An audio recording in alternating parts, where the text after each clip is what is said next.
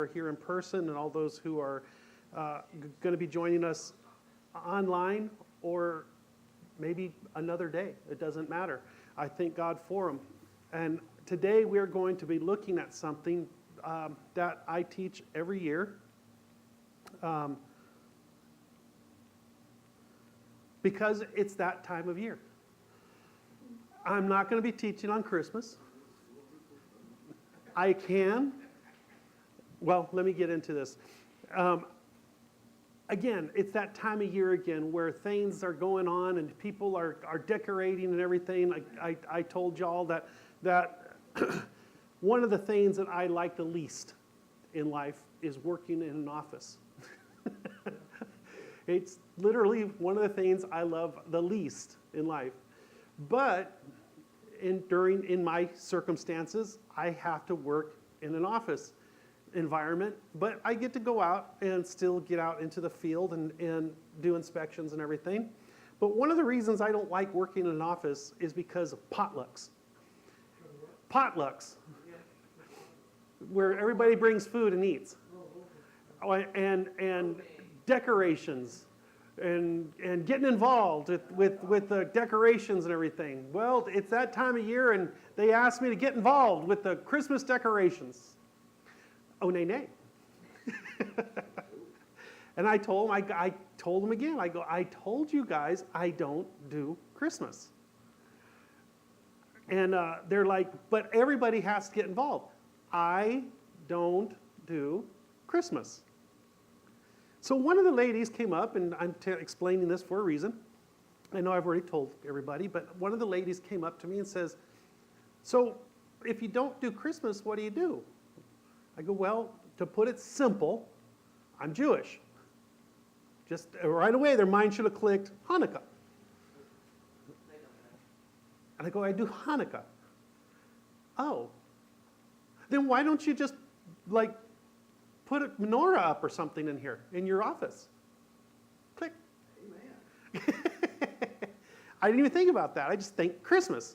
But it is Hanukkah. It'll be about basically right in the center of Hanukkah. And I'm like, hey, that's kind of an idea.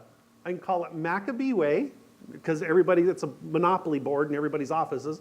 So it's going to be Maccabee Way, and I'm going to put a menorah up. And everybody knows I'm building a menorah. It's about this big, about this tall once it's all said and done. And I got a dreidel, and the dreidel is about this big and about that tall. I'm almost done with both of them. I have to be done with them by tomorrow. By tomorrow at 4, when everybody's going to bring their menorah. Praise God. But I figured out a way to get involved with the office silliness and still help for people to understand that there's other things out there. Amen. I'm going to be putting up a little understanding, a little paragraph or whatever about what Hanukkah is, about what the menorah is, about the dreidel, and about the Maccabees. So I kind of found a way to witness. And I've told everybody over the years, one thing about Christmas is that it really is, I'm sorry if I'm going to offend anybody, but I'm not that sorry. Because, again, you'll get over it. But Christmas is the worship of false gods. It is the worship of idols. And I don't believe there's any other God. Okay? I don't believe it. It's not that I'm going to put a tree up because I don't believe in another God, because that would be identifying with an idol. That would be desecrating my altar. Okay?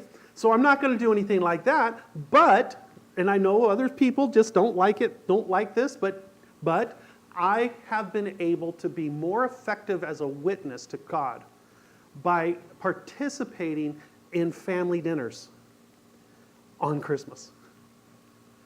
It's not that I celebrate Christmas. It's not that I do the presents. I don't do any of that. They all know I don't do any of it.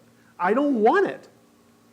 But I have been able to be more effective, even to the point of getting my stepdad who was very, very anti-Christian because of the isolation. Okay? Again, we're supposed to be separated, but not isolated. Okay? So I went and I didn't do this with all of my family, just my mom and dad and my brother. We went in there, we had dinner. Why? Because there's no other God. So when I eat that dinner, it would be the same as when Paul told the people, go and get the food and eat it. Do you believe there's other gods? Well, no, there is no other God. So apparently that food cannot be dedicated to another God if you don't believe in another God. Does that make sense? Now, if you do believe in other gods, that's a problem. Or if you offend somebody else, then don't eat it. But I am at a state in my mind, okay, in my mind, that there is no other God. So I can do my Hanukkah setup in my office while they're doing their Christmas stuff in their offices and be a witness during a Christmas walk, if you will. And guess what? All of the council is going to be there. All of their families will be there. So all these people are going to be walking through my office and saying, this doesn't look like Christmas. What's Hanukkah? So I'm going to be bringing up questions in people's minds. And that's a witness. Amen? Amen. So today we're going to talk about the Feast of Dedication. Oops, I didn't fix the year. Hanukkah 2025. I did alter it a bit, though. If you look up the word Hanukkah, where do you think, well, don't answer this, but most people think, when you think about Hanukkah, you immediately go where? Maccabees. So immediately you think about the Old Testament era, correct? Yet in the Old Testament, Hanukkah is never mentioned. Ever. Huh? Well, except in Daniel chapter 8, but does it say Hanukkah? No. Thank you. By point, exactly.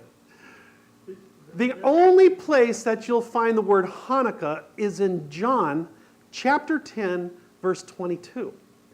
So the only place you hear about anything about Hanukkah is in the New Testament. And it says, at that time, the Feast of Dedication took place at Jerusalem. It was winter, and Jesus was walking in the temple, in the colonnade of Solomon. But it says Feast of Dedication. It doesn't say Hanukkah. Yes, that's what it says in English. But if you go into the translations, for example, the TLV, then came Hanukkah. It was winter in Jerusalem.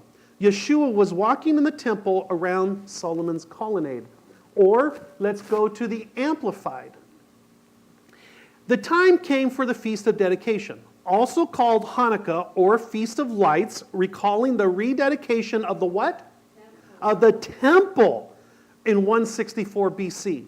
At Jerusalem, it was winter, and Jesus was walking the temple of Solomon's porch, or portico, colonnade, on the eastern side of the temple area at the last time Christians gathered there to worship in Acts 3.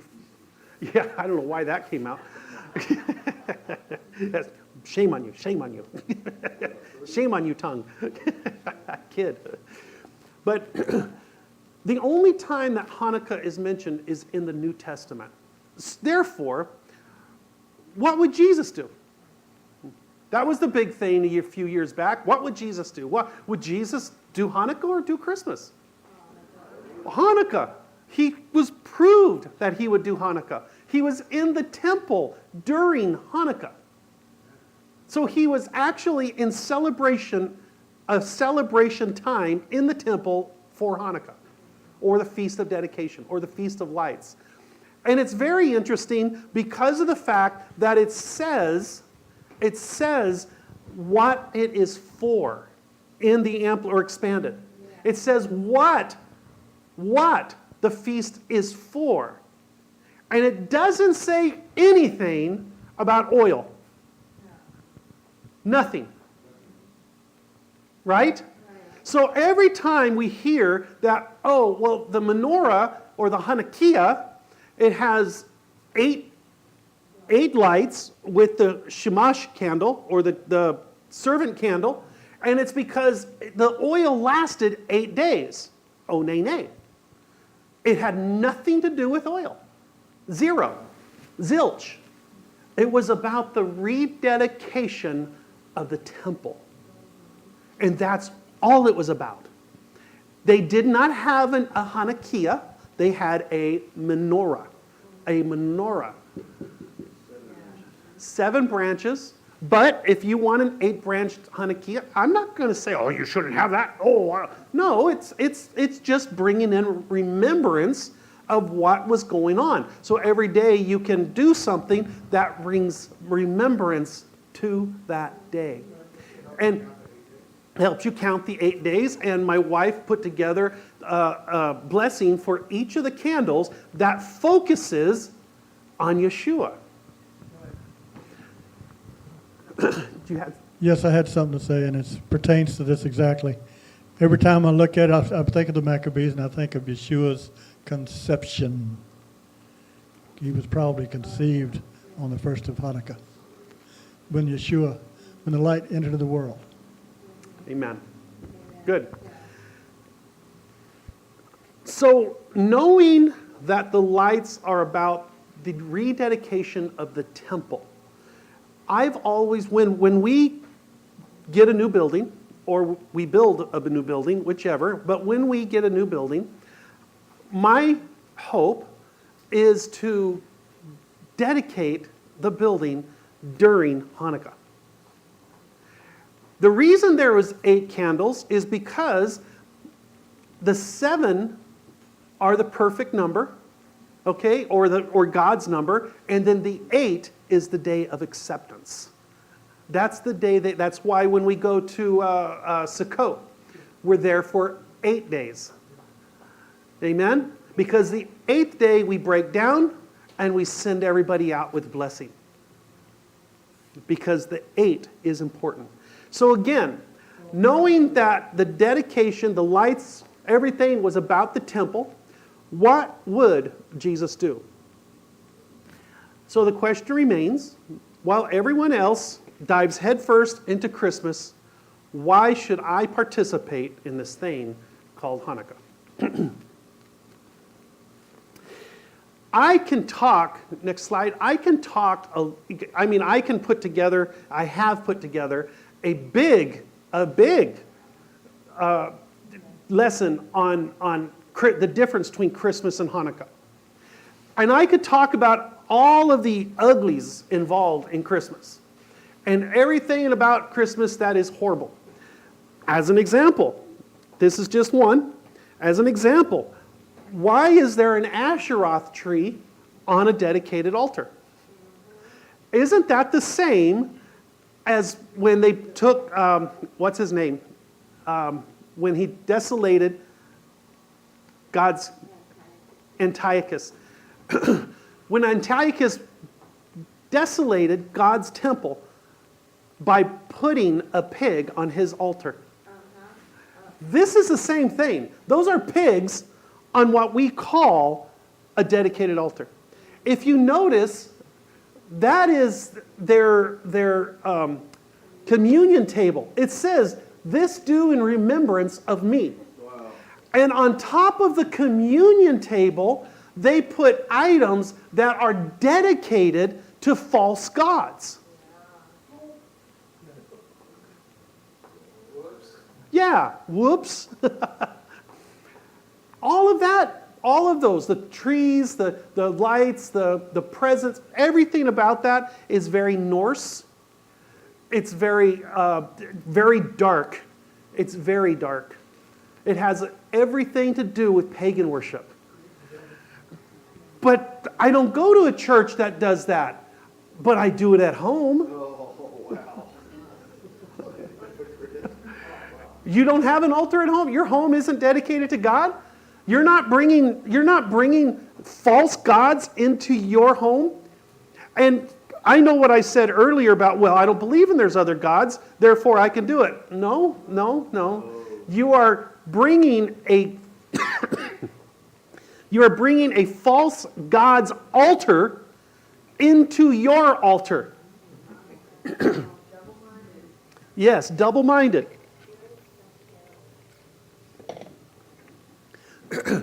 Spirits don't share altars. So if you bring an altar of a false god into your home or into your church, spirits don't share altars. And you'll notice, and somebody's going to be like, well, okay, God's stronger, so he's going to kick them out. What happens in your mind when you start, or in a person's mind, an average person's mind, when you start seeing all this stuff? You start thinking about Christmas and about presents and about, oh, happy, happy. You're not thinking about God. So your mind is being directed towards the false god. In 33 years of Christmas parties, this time of the year in churches all over America, never one time have I seen somebody be born again, receive the Holy Ghost, or be delivered. That's true. In 33 years, he says he's never seen one person being saved during this time of year. During the plague.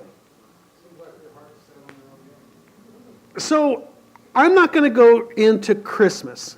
I can do that later. I can do it during a Thursday night Bible study.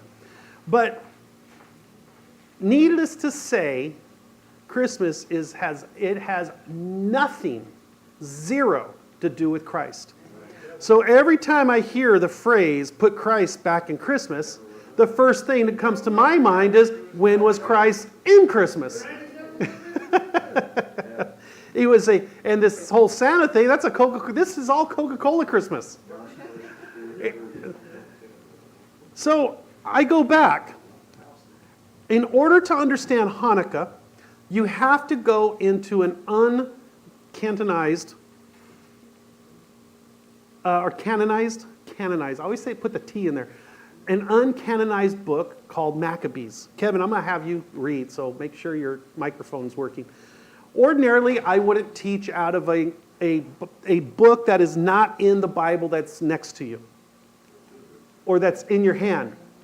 But, to your point, there are many books in the Bible, or that are not in the Bible, that should be.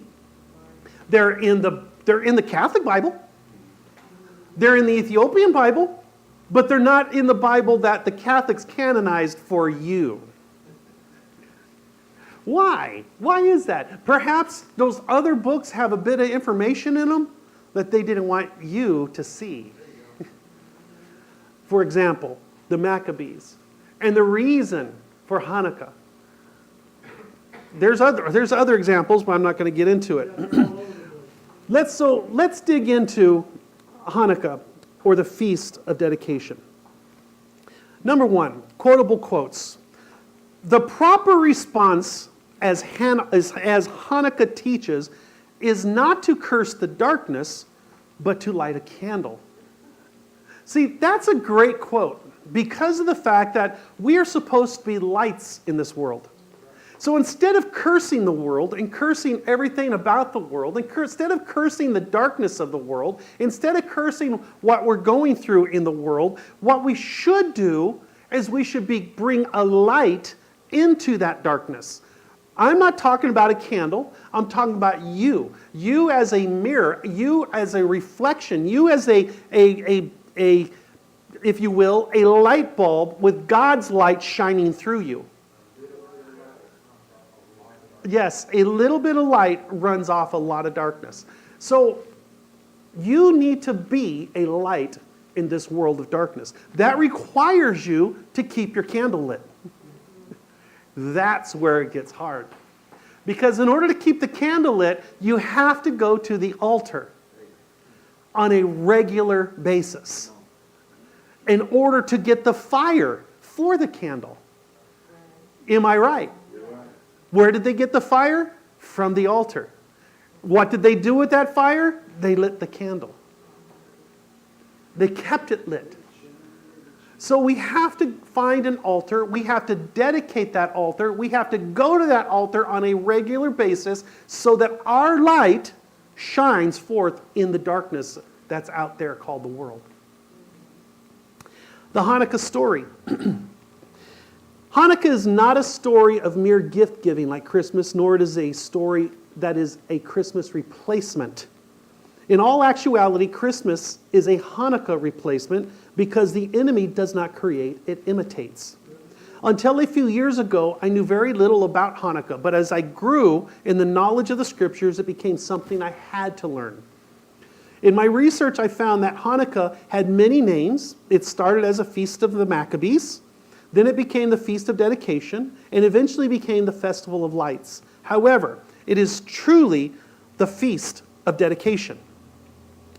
Alexander the Great brought the world under one government and culture called Hellenism. After Alexander's demise, his kingdom was divided into 4 kingdoms: Syria, Persia, including Syria, Egypt, Anatolia, and Greece, and Macedonia. I don't know why I can't talk today. Macedonia. Judah fell into the hands of the Seleucids. Boy, I cannot talk today. Hold on.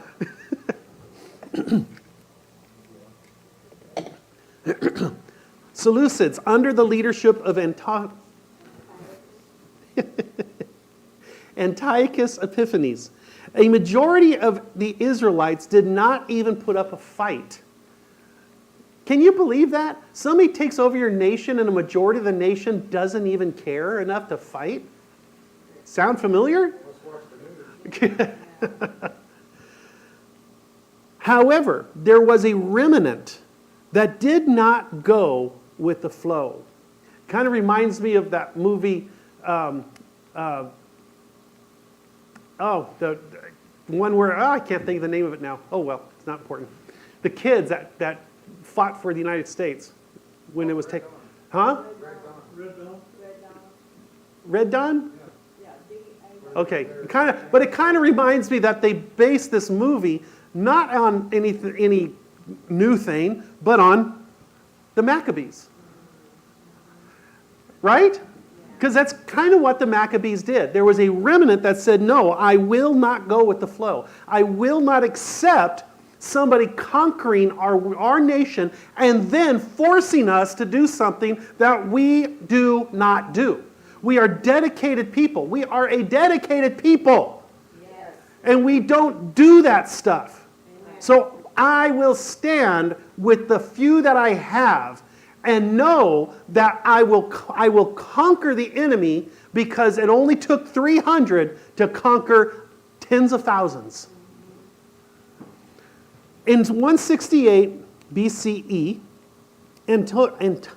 oh my goodness, that guy, Antiochus Epiphanes, defiled the Jewish temple in the city by installing an altar to Zeus and sacrificing swine on the altar of Yahovah. Enter the remnant known as the Maccabees, who rebelled against this religious persecution and tyranny. They regained control of the temple and removed all symbols, okay? Removed all symbols. What kind of symbols? I don't know, crosses, trees, presents, wreaths, holly. Removed all of those things that were defiling God's dedicated temple. They regained control of it, built a new altar. Why did they have to build a new altar? It was God's altar in the first place, because it was defiled. So all of these churches that go and do this, shame on the pastors, shame on the leadership, because of the fact that they are defiling an altar that is dedicated to God. And the only way they're going to get that purity back is to tear it down and build a new one. Physically or spiritually. I don't care. But the fact is, when you defile the altar of God, you have to tear it down and build a new one. Then they began the dedication of the temple to the one true God. The story of the festival of dedication is alluded to in the book of 1 Maccabees, which described the rededication of the temple in Jerusalem and the lighting of the menorah. Not the Hanukkah, but the menorah. Let me see, I can read this one better. These books are not part of the Tanakh, which came from the Palestinian grouping or the accepted canon in approximately 90 CE. They are part of the Alexandrian canon, which is also called the Septuagint, sometimes abbreviated LXX. They are also included in the Catholic and Orthodox Bibles. They are omitted from our popular Protestant Bibles because they are considered the books of the Apocryphal. It is of interest to note that the book of Maccabees are not in the Tanakh because, this is very interesting, they were written after the Tanakh was put together in an accepted rabbinical grouping, but not before the official canonization. This is what's interesting. It is said that there were political reasons for these books not being in the canonized version. The Sadducees and Pharisees were in disagreement as to permit them in the canonized version due to they did not want a book where it described an uprising of people since they just lost an uprising against the Romans. The Pharisees had an issue with the Maccabees due to a civil war after the uprising that led to the Festival of Lights. Because of this civil war, they were basically written out of history, save for this battle. Why were they written out of history? Because they went against the Pharisees. They went against what was being accepted by the Pharisees and Sadducees.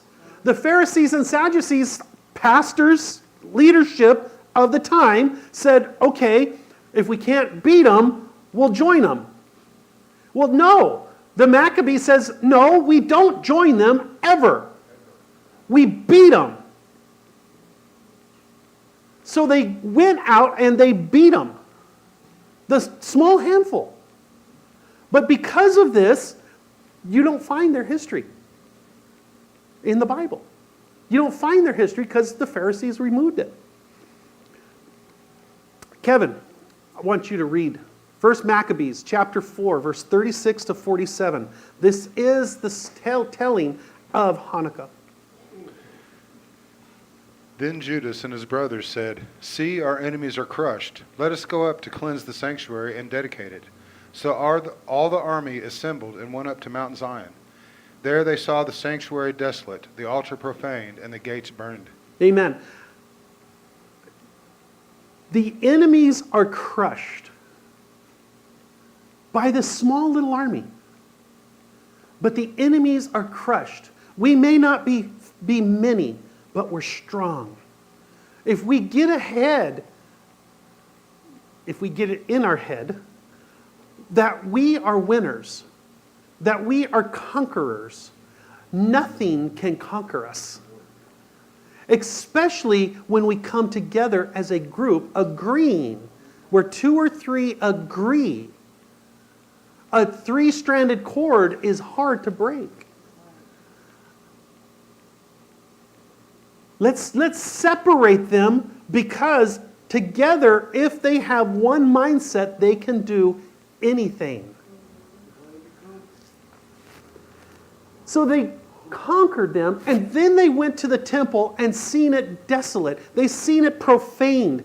Every time, every time, all growing up, going to church, seeing the Christmas trees and all that stuff on the altar, it hurt my heart. It always hurt my heart. It made me very uncomfortable. And I wouldn't even go to church during those times because I didn't want any part of it. And it upset me. It upset me that they were allowing false gods into the church. They profaned the altar and burned the gates. You know, when you permit your altars to be profaned, the gates that are protecting your altar are burned. And you're the one setting the fire. We have to be careful that our altar is always, always, always safe. In a vault. Always protected. Never permitting anything getting into our altar that would profane it. Go ahead, read. In the courts. In the courts they saw bushes sprung up as in a thicket, That's or, sad. or as on one of the mountains. They saw also the chambers of the priests in ruins. Then they tore their clothes and mourned with great lamentation. They sprinkled themselves with ashes and fell face down on the ground.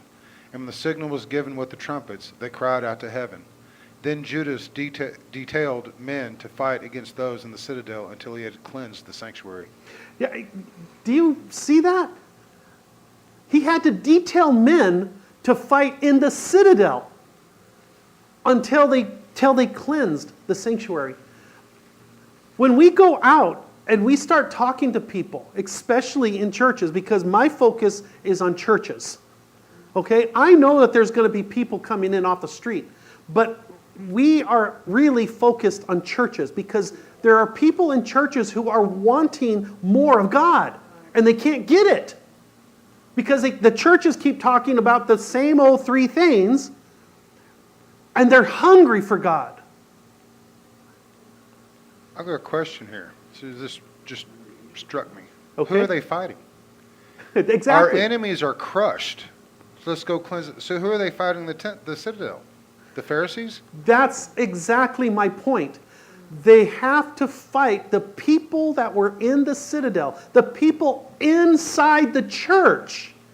They're arguing, fighting with them because they still want the citadel in a mess. They still want God's temple in a mess. And those people had to fight with them in order to cleanse the temple of God. In order to cleanse the citadel.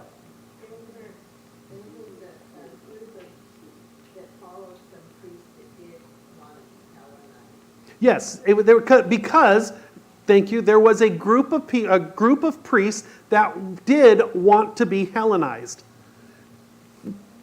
Just like there is in churches today. There's groups of people that want to be babied. I'm sorry?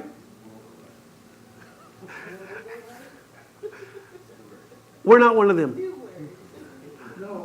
We don't teach milk. We don't teach babas and none of that. We don't have binkies.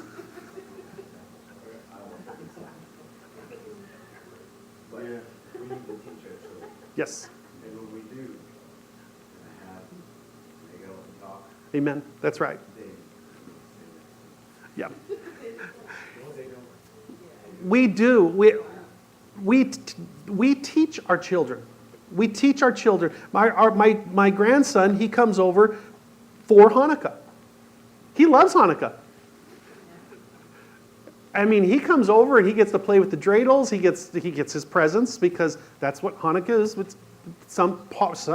It has become, and isn't it what it is, but it has become a time of exchanging gifts and just being part of the family, getting together with family. So he loves coming over and seeing all of the decorations and all of the blue and the menorahs and everything. He just gets a kick out of it. But we're teaching him. The other day we were talking and Dee even says that little Kevin, I mean, this is all he knows.